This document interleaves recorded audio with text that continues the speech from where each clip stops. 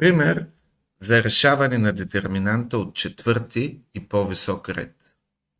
Да се реши дадената детерминанта.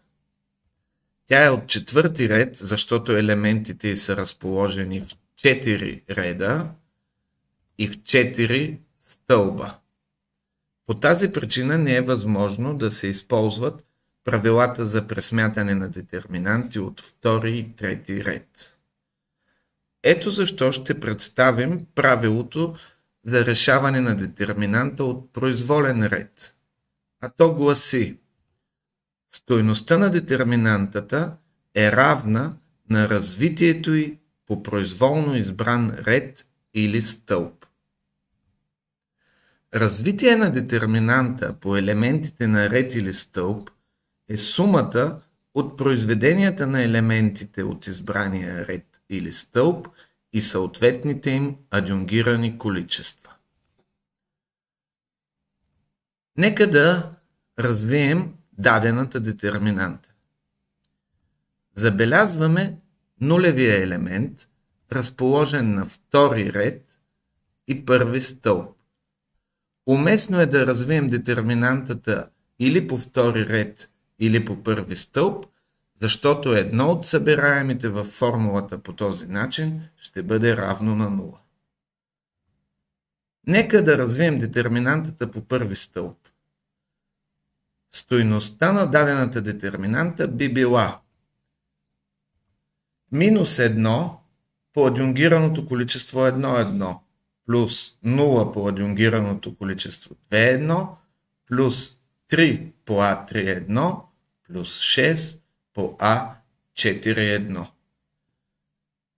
Пресмятането на детерминантата би било затруднено, тъй като в момента е необходимо да се пресметнат 3 адюнгирани количества. По тази причина ще разгледаме метода на понижаване на реда на детерминанта. Основната му идея е пресмятането на детерминантата да се сведе до решаване на детерминанта от по-нисък ред. Това се постига чрез действия, които не променят стойността на детерминантата. Едно от тях е изнасяне пред детерминантата на общия множител на елементите от ред или стълб. Да разгледаме четвъртия ред. Неговите елементи могат да се представят като 6 по 1, 6 по 3, 6 по минус 2 и 6 по минус 1. Така нашата детерминанта придобива следния вид.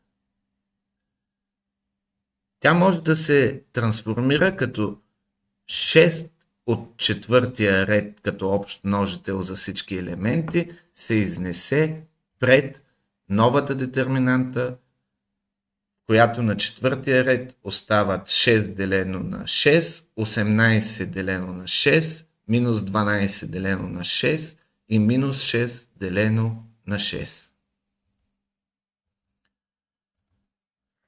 Другото действие, чрез което не се променя стойността на детерминантата, е прибавяне на елементите от един ред или стълб, предварително умножени с едно и също число, различно от 0, към съответните елементи на друг ред или стълб. Нека отново се фокусираме върху първи стълб. Елемента на четвърти ред първи стълб 1 е подходящ да остане водещ елемент, а останалите елементи да преобразуваме в нули. Как може да се получи това? Да преобразуваме елемента на първи ред, първи стълб минус 1 в 0. Умножаваме 1 по число k, прибавяме към минус 1 и получаваме 0. Това число k, за което е изпълнено това равенство, е 1. Следователно ще умножим всички елементи от четвърти ред по 1 и ще ги прибавим към съответните им елементи в първи ред. Как можем да преобразуваме елемента на трети ред първи стълб, който е 3? По същия начин умножаваме 1 по някакво число, прибавяме към 3, получаваме 0. Това число е минус 3. Умножаваме целият четвърти ред по минус 3 и прибавяме елементите към съответните елементи на трети ред. Дадената детерминанта вече е равна на 6, общия множител, който изнесохме преди малко, умножен по нова трансформирана детерминанта. Елементите на първия ред от новата детерминанта се получават последния начин. 1 по 1 плюс минус 1 за първи елемент, 3 по 1 плюс минус 6 за втория, минус 2 по 1 плюс 7 за третия и минус 1 по 1 плюс 3 за четвъртия. Елементите на втория ред не се трансформират, затова ги преписваме. Третия ред се преобразува последния начин. 1 по минус 3 плюс 3, 3 по минус 3 плюс 3, минус 2 по минус 3 плюс 4 и минус 1 по минус 3 плюс минус 1. Елементите от четвъртия ред не се променят и ги преписваме.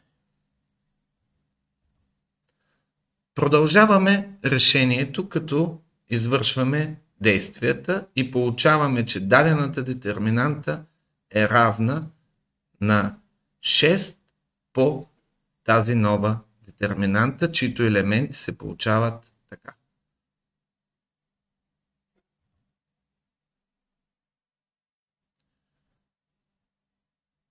Сега вече е удобно да развием детерминантата по първи стълб. Това ще бъде 0 по А1, 1, плюс 0 по А2, 1, плюс 0 по А3, 1, плюс 1 по А4, 1.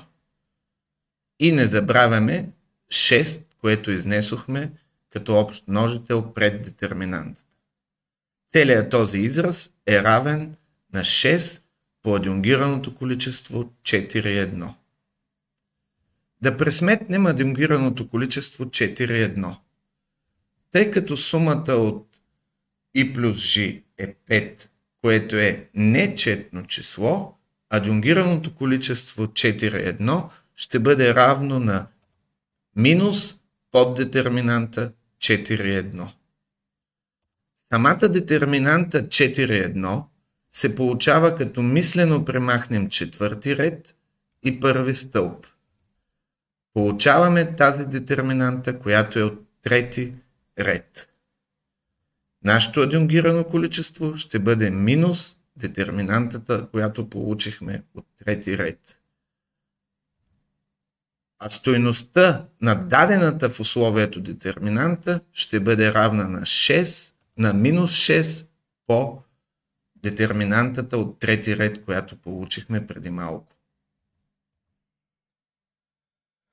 Така сведохме дадената детерминанта от четвърти ред, пресмятането на нейната стойност до пресмятане на детерминанта от трети ред. Нека да пресметнем детерминантата от трети ред. Прилагаме правилото на Сарос.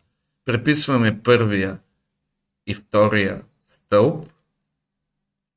Образуваме произведенията, които участват със знак плюс и тези, които участват със знак минус.